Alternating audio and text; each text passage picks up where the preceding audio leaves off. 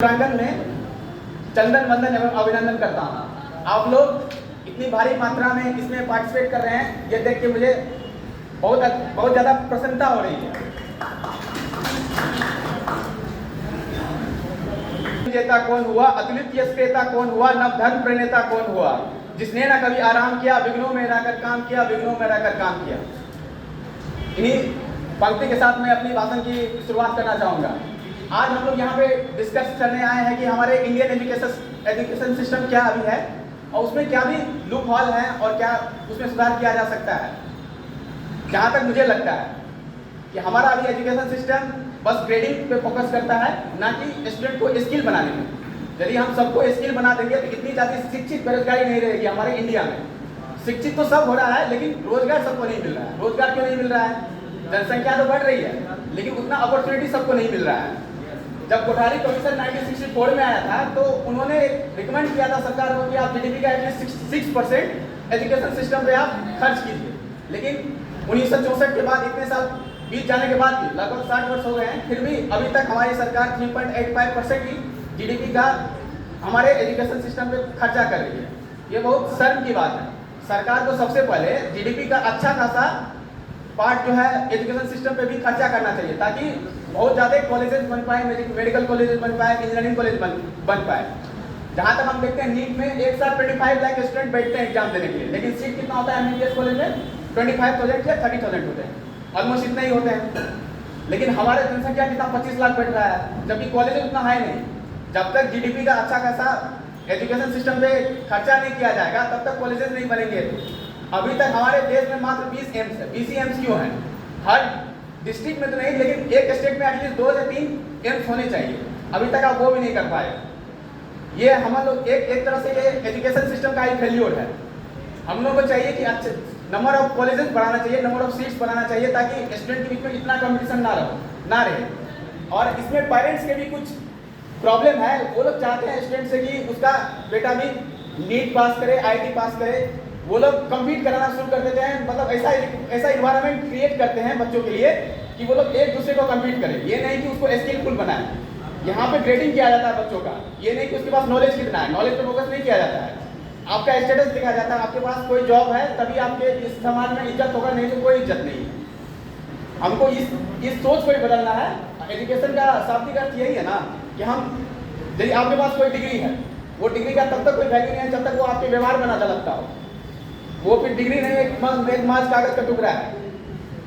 अब हम बात करते हैं कि पहले मतलब एंशिएंट टाइम में कैसा था, अभी क्या हमारा करंट एजुकेशन सिस्टम है।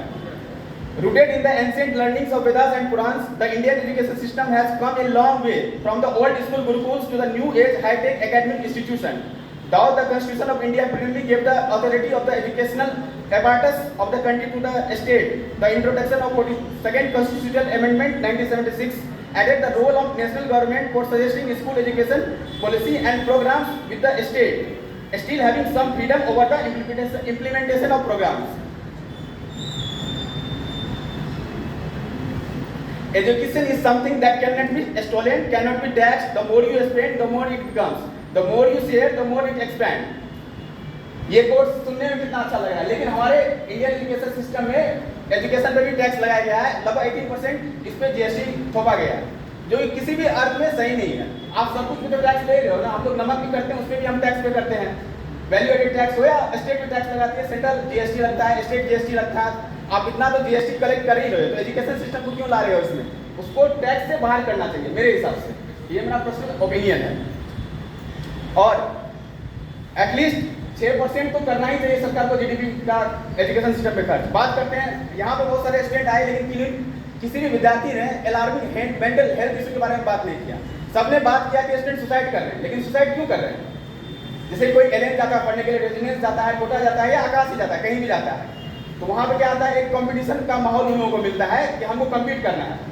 जैसे जैसे उनको अच्छा मार्क्स मिलता है, उनको अचीवर बैच में सेलेक्ट किया जाता है और उनको अच्छे टीचर प्रोवाइड किया जाते हैं। और जो एवरेज स्टूडेंट है उसको उतना अच्छा टीचर से पढ़ाया नहीं जाता है, और वहाँ पे नंबर ऑफ स्टूडेंट ज़्यादा रहते हैं, टीचर कम रहते हैं। वो लोग इतना मोटा फीस दे के भी मेंटल सपोर्ट प्रोवाइड नहीं करते हैं स्टूडेंट को। वो जाके किसके पास डिस्कस करेंगे? अपने पेरेंट्स को बोलते हैं, तो पेरेंट्स बोलते हैं हम तुमको इतना रुपया दे रहे हैं, सारा रिसोर्स तुमको दे रहे हैं, तुम क्या कर रहे हो, तुमको मार्क्स नहीं आ रहा है। ये तो तुम्हारा ये तुम अच्छे से पढ़ नहीं हो इसलिए तुम्हारे साथ ऐसा हो रहा है। लेकिन कोई भी मेंटल हेल्थ इशू के बारे में बात नहीं करना चाहता है। इसलिए सरकार को एक ऐसा कानून बनाना चाहिए कि हर एक इंस्टीट्यूशन एटलीस्ट एक मेंटल हेल्थ प्रोवाइड करे, मतलब एक साइकोलॉजिस्ट या मेंटल हेल्थ डॉक्टर को वहाँ पे मुहैया कराना चाहिए, ताकि वो स्टूडेंट के साथ डिस्कस कर सके कि उनके साथ प्रॉब्लम क्या है। जब तक डिप्रेशन में बच्चा जाएगा नहीं तब तक वो सुसाइड करेगा नहीं। डिप्रेशन में कब जाएगा? जब वो उसके साथ कुछ मेंटल इशू रहेगा। हमको इससे जैसे हमको कोई प्रॉब्लम होता है, किडनी में प्रॉब्लम होता है तो हम नेफ्रोलॉजिस्ट के पास जाते हैं, स्किन में प्रॉब्लम होता है तो डर्मेटोलॉजिस्ट के पास जाते हैं। लेकिन मेंटल प्रॉब्लम होता है तो अपने गार्जियन के साथ भी डिस्कस नहीं करना चाहते, ना ही टीचर के साथ डिस्कस करना चाहते। हमको इस सोच को बदलना होगा और बच्चों के साथ ये सब डिस्कस करना होगा ताकि उनको ये सब प्रॉब्लम ना हो। मैं अब कंक्लूड करना चाहूँगा। India has third largest education system and development sector in world behind China and USA. The current education system in India is more theory focused than career focused. मतलब हमारा इंडियन एजुकेशन सिस्टम क्या है? Theory focused है, career focus नहीं है। Career उतना focus नहीं किया जाता है। थ्योरी पढ़ाएगा, आपको ग्रेडिंग देगा, मार्क्स देगा, अच्छा मार्क्स हो गया आप जाइए बस। साथ ही हमें ऐसे एजुकेशन सिस्टम बनाना चाहिए जो विचारों और विविधता का जश्न मनाता हो और हर व्यक्ति को स्वतंत्र रूप से सशक्त बनाता हो। धन्यवाद। आप सभी का दिन मंगलमय हो।